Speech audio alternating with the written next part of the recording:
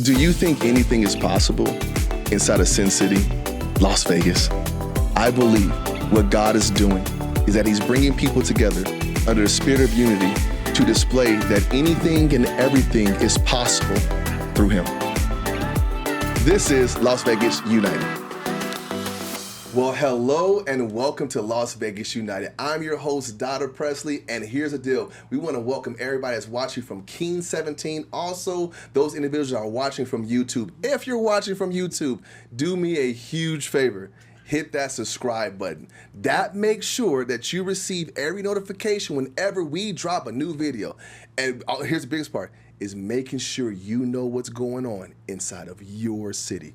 And speaking of your city, we have two pastors here that are extraordinary. They have something that's going to happen in the next couple of months. But before all of that, let me introduce us to Pastors Romone and Monica. How are you guys doing today? We are doing great. Fabulous. Fabulous. We're excited to be here. Thank you so much for having us here. Thank you for the Pleasure to meet you. yes. And the opportunity just to be here to see Yes. what's happening here live in Las Vegas. This is phenomenal. Yeah. The studio is exceptional. And the coffee is wonderful as well. Oh man, Absolutely. Look, Absolutely.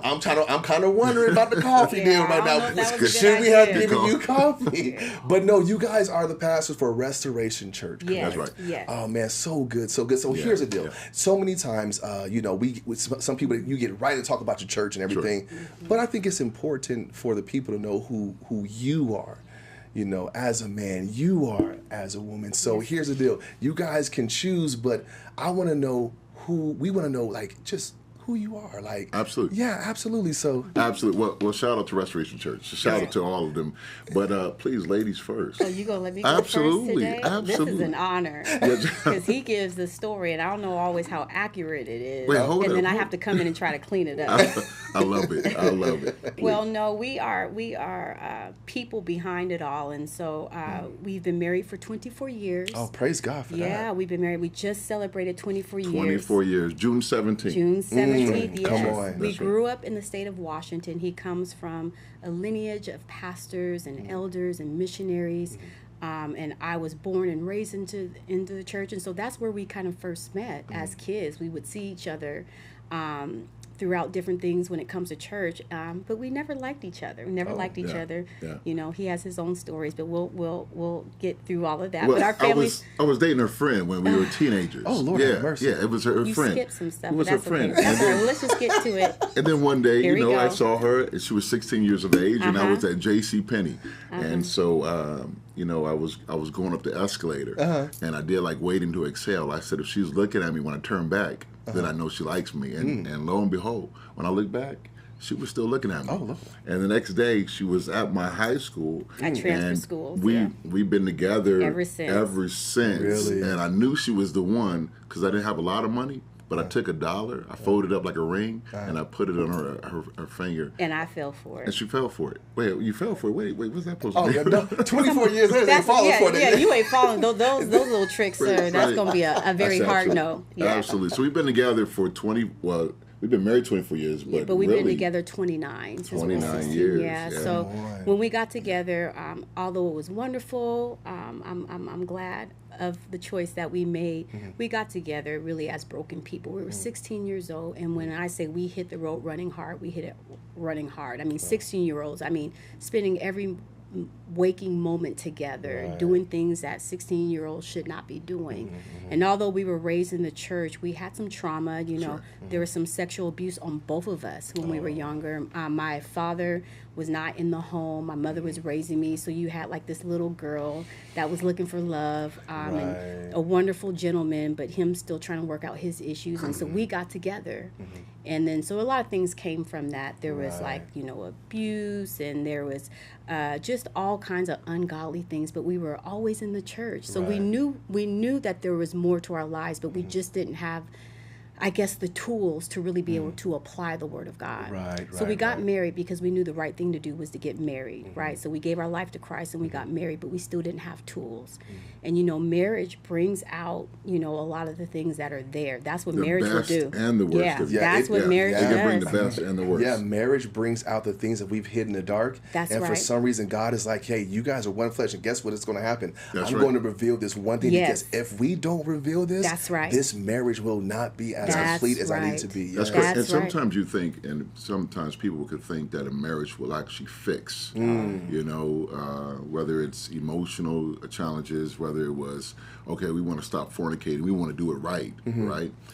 If there is an unhealthy appetite, marriage doesn't fix that. It does right? not, yeah. Exposes it. It exposes it. Yeah. There's healing that needs to take place. And Yes. so for us to get married with some things not really dealt with, we realize quickly what that did. Very quickly, Yeah. like Oh, yeah. year one. Oh, Yeah. Year trust one. me, trust me. Yeah. Me and my We wife, couldn't even get out the gate. Yeah. me and my wife can contest to that. Like me and my wife, we can contest to Yeah. the, hey, guess what? We're two broken people trying to come together and make something like whole. It's like absolutely not. Yeah. That's not happening. Yeah. I Yeah. mean, we verbally just tore each other I'm telling apart. Yeah. Yeah. But glory to God, man. It was like the Lord was like, yeah, I'm gonna work on you, Right. and I'm gonna work on you, but I'm gonna bring you guys back together. Come on. And I'm gonna work on both of you at the same time. Oh, you So- giving the testimony? You giving our Oh, testimony? my man. apologies, my Like, apologies. you didn't skip Okay, to the okay, end. I'm sorry. But that's, but but that's the good. beauty Yeah. of it, because I know for me early in church, from my dad being a pastor, me being third generation a preacher, I felt like my parents were the model of marriage, and she came from a divorced family, so I felt like I had the advantage to marriage, even though I never been married before. Right. He was the prize, I and he's felt like, rescuing me. I felt Yeah. like, I helped you, right? That you're glad you're into this family, because we've been married. Look at my parents, not realizing that there was so much hurt and pain in that. Just sometimes putting people on pedestals because they got years, Right. but years doesn't mean everything is well. And so we had to go through some things. We went through some things. So we got married, and obviously all those things we struggled with as teenagers and young kids, that all that stuff comes to the surface. We, it was just, I could have been anything in life, but my only prayer was that I wanted to be married, because I didn't see anyone in my family married, and I wanted to have kids. Wow. So, and those were the areas where I was tried, the two areas. And so I was tried in my marriage year one. It took us 5 years to get pregnant. Nothing was wrong, but it took us 5 years to only lose the baby in month 6. So we had to have a funeral and all of that stuff. So that was a lot of trauma there. And then our marriage was still being affected. Then I had kids, and we have these kids, and now we've brought kids into this brokenness, but we're still going to church, we're preaching, we're evangelizing, because that's what they teach you to do, right? Right. You keep doing it. And then You mask it by the work of God. but Right, listen, right. but here's the difference about us, and especially me. I'm a teller. I'm a professional narc, right? Oh. So because I do it well. She's like, don't worry about it. I'm Oh, telling I'm you. a tell, and he knew I was a teller. So like when things were not right, Mm. I would go to people and say, "Hey, this is not right. This is not." And people would just be like, well, just pray about it, sweep it under the rug. And very long story short, things came to a head. We had a church in Arizona. We were actually pastoring in Arizona. And things came to a head when his parents actually, after 38 years, divorced. Yeah. So that whole pedestal. And when I Came tell you, crashing it was down. like national news because of the positions and the respect that we have, that people have for our family. It was just devastating. So it was like almost like a child going through the effects of a divorce as a grown person, married with kids. So we already had struggles. Then couple that with everything, it just went really bad. We ended up moving out. He had his own place. We ended the ministry because it was important. Like, we're not going to let people follow us. We're not going to mask it. Like, we got to do some healing in our family. We were going to get a divorce, and that's when God worked on us separately. He worked on us separately. Yes. Things that I didn't even know were in me to do, I saw myself doing. I thought I was good. I thought I was strong because I spent so much time trying to help him. So you think you got it going on. You're this one, to only realize when he was gone, I was just as broken as I was when I was a little girl. And it was demonstrated through my actions. Did things I am not proud of, did things that I would have never thought I did. So God had me on my own journey.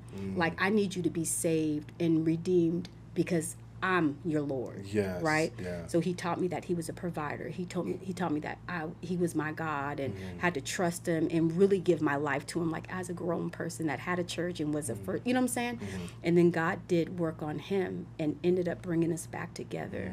And so I fast forward that when we got together, I said, God, you gotta get the glory out of this. I don't want to just have gone through all of that public humiliation, all the embarrassment, all the things that I've done just for the sake of to say, okay, we're done now. And no, what can we do, God, to give you glory in this? And that's when he gave me much to say. And the whole premise of much to say is that we become naked, that other people's can become clothed. And we give them tips, and we give them our experience, which is rooted in the Word of God. Basically, we're giving them the things that we wish people would have helped us with. Come on, yes. Yeah. Yes. Listen, yes. we're struggling with, like, let's just say pornography. Anybody out there ever struggle with pornography? Everybody was like, I don't know what you're talking about. You know, something's wrong with you. Yeah, and it's crazy because you think once you look at these statistics for it, right, 75% of men are struggling inside a church with either sexual addiction or pornography addiction. Right. Yes. 50 to 55% of 55 to 50% of pastors, right? Right. And the numbers for women went up from 16 Come on, to stats. 32%. Yes. So you think it's one of those deals when you bring up that word, everybody's like, absolutely not. Not in my house. Right, No, right. in your heart, yeah, on, absolutely. That's So it. no, it's So we one were of those- thinking we were weird. Right.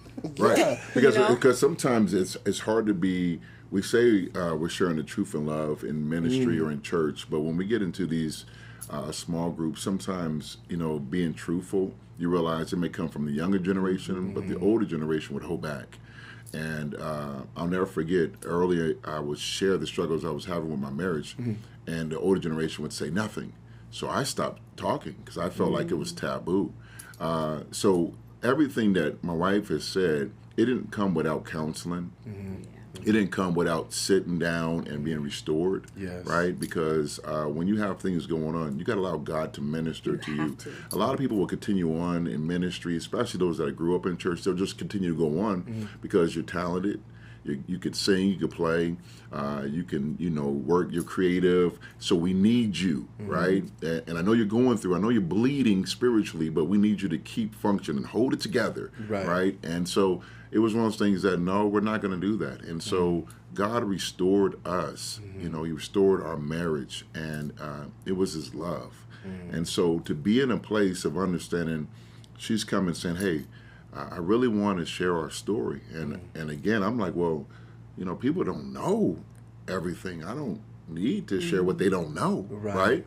And we had to wrestle with that because we realized that it wasn't about us. That God brought us out and delivered us. And we overcome the enemy by the blood of the Lamb and words of our testimony. It wasn't just about us. We realized that God was gracing us to do something. And I didn't know how many public figures would be dealing with private problems, right? Until we started talking about our problems publicly. That they would come in inboxes and call us and say, thank you.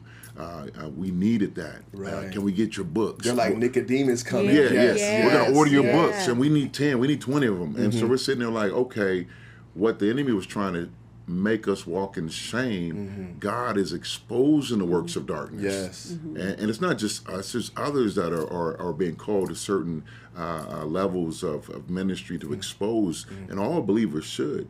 But God is, I believe He's graced us to do what we do. It doesn't come without a fight.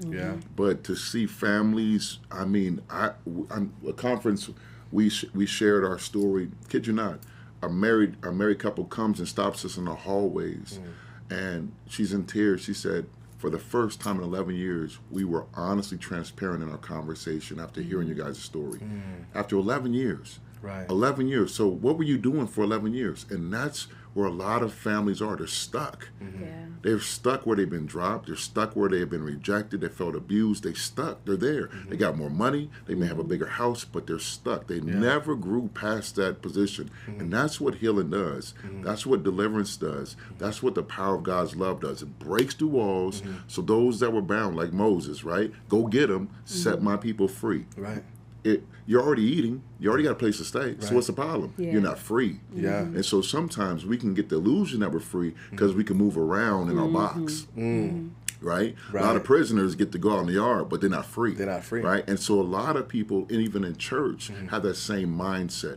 And that's why when Christ sets free, it's a different type of freedom. Yeah. Right? And so we're excited for what we do. So we come at marriages and we share. And from that, we've wrote a book. And being in ministry, we share the transparency and counsel those that want to get married. We tell them the truth. Yeah. There's beauty and there's it's ugliness. Right. And we have to talk about all of it, embrace all of it. Absolutely. And so those things have helped us. And so because we've done so much work for marriages, now we have the singles saying, hey, what about us? Right. Yeah. You know what I mean? Are you going to do something for us? And so we have a singles conference coming up.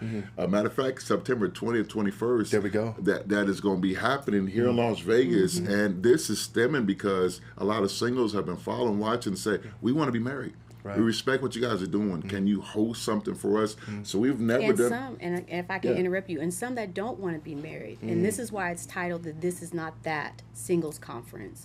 We're not doing no weird stuff. Like I said, we're not marrying Jesus. We're not going to be coming in gowns and writing love letters to your future spouses, because if people read the Word of God, everybody is not going to get married. Right. Yes. They're not. But how can you be successfully single and whole until your time comes? Yeah. One of the guests that's coming, Miss Safana Samples. I don't know if you've ever watched Dear Future Wifey podcast. I have not. Oh my goodness, you got to go on there and watch it on YouTube. Yeah, she's good. She was a guest on his podcast, and she was talking about, what are we waiting on? A lot of times, because when you wait, you stop. So if people are waiting for something, you've stopped moving, you've stopped living, you've stopped. What happens if you never get married? You've been waiting for something that never comes. And so what have you sacrificed? So this conference is going to be for everybody. If you want to get married, if you say you don't want to get married, because, people say that too, and that's just because of their hurt and their trauma. But this is for singles, really being able to empower them to be the best version of themselves in whatever state that they're in. And understanding there's some responsibilities with the waiting. If you got trauma, you should be spending this time getting healed. Yes. You know what I'm saying? You don't know how to cook, women. Spend this time taking a cooking class. They got TikTok classes now. Come on, there's no excuse. You got Uber Eats now. So, I mean, no, you got to cook. You got to cook. And we run conferences as if we wanted to be there. So during our conferences, I mean, we do fun things. We just had a marriage one. We had a comedian come out, a Christian comedian. We did some light dancing with some old school music. We did a vow renewal. So we do things that we would want to do. That's right. Have fun, And so we're doing it for the singles. We're narrowing down the events. I'll throw this out there. I don't know, have you ever seen the balloon pop game on YouTube? It's a dating.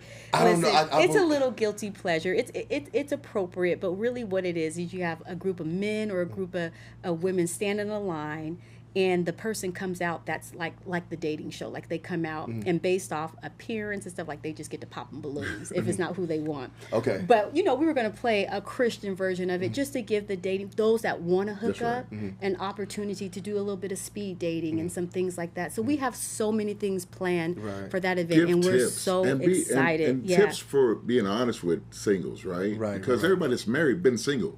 Right? Yes, at some point. I say except for us, we got together at 16. But the concept is there. The concept is there. Right. We were not married at one time. Look? Yeah. How do you carry yourself? Yeah. Right? How do you talk? Right? Are you approachable? That's right. All of these things make a world of difference. Like we were doing a radio show, and we had a whole episode on bonnets. Stop wearing a bonnet out in public. You're trying to find somebody. You cannot be going to Walmart wearing a hair bonnet. And I got so much heat for that because they wanted to tell me all the history of bonnets and stuff. But the concept was being presentable for the moment, as far as for the person you're trying to attract. Yeah. And the thing is, what I love about everything that you guys are saying, because as you guys were talking, you're like, hey, we have problems in our marriage, and we're sowing in. Yeah. I was thinking about Moses, right? Because you brought him up, right? You think about it. God asked Moses to take the children of Israel out. Why? Yeah. Because he knew the way out. That's right. That's right. Right.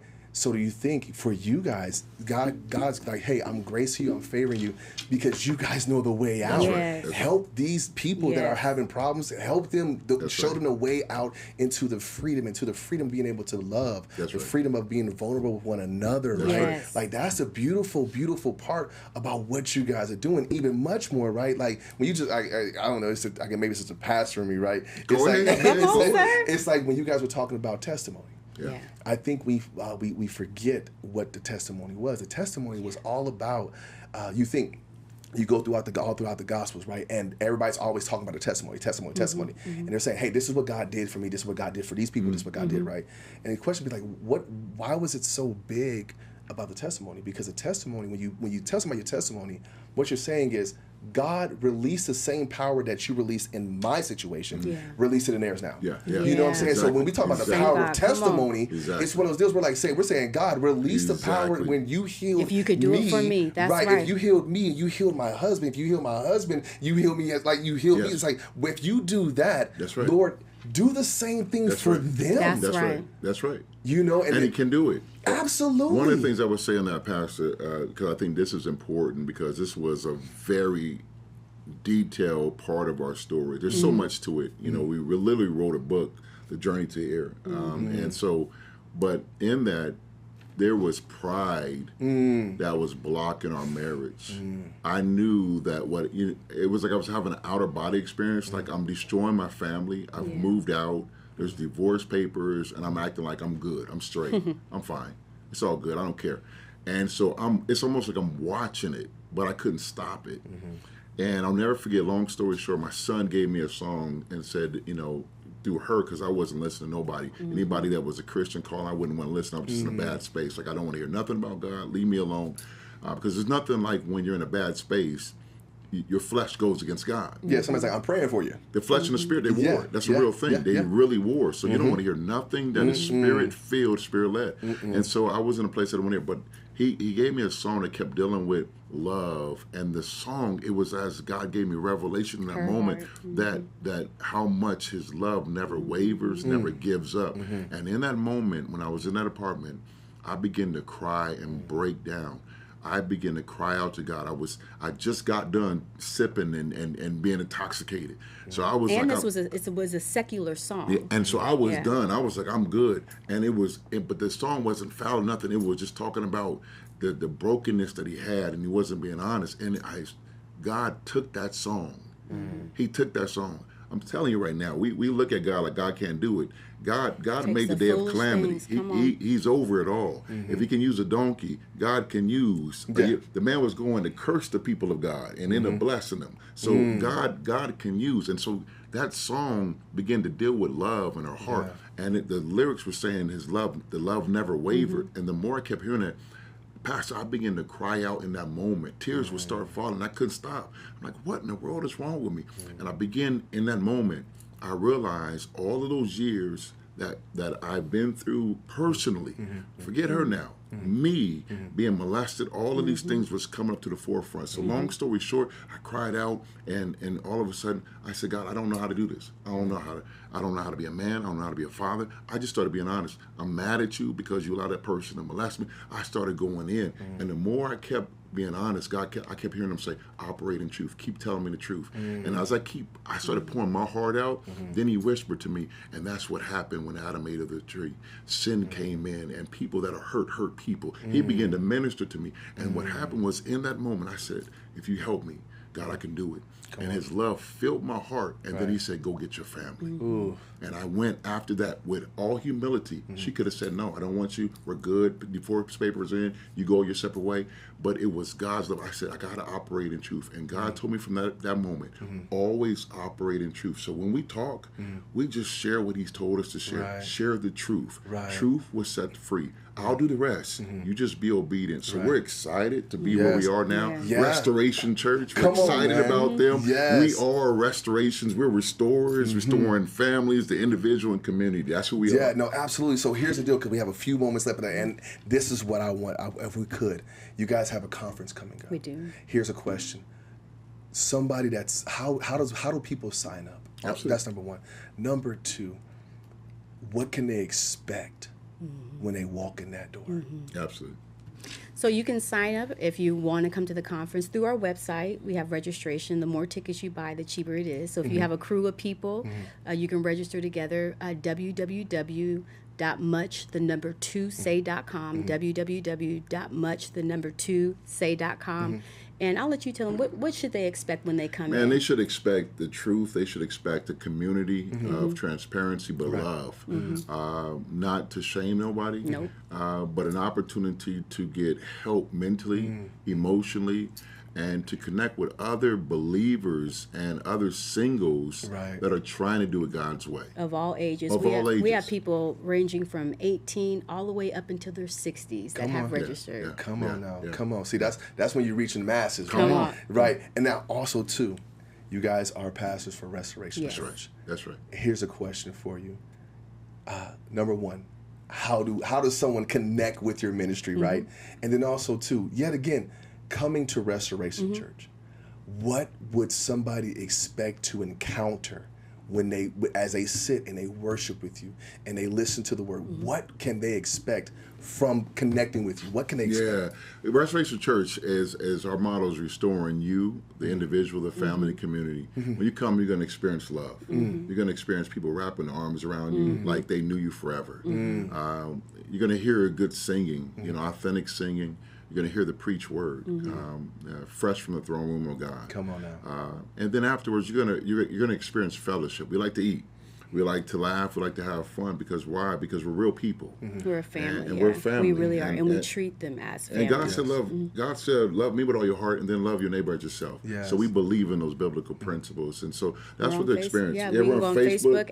Our handle on Facebook is @Restoration Church NV, Restoration Church or Restoration NV. Look up Restoration Church, Las Vegas. You'll see our faces. Absolutely, We're there. absolutely. And then do you guys have a website at all too? Absolutely. www.restorationkojic.com. Yes. Yes.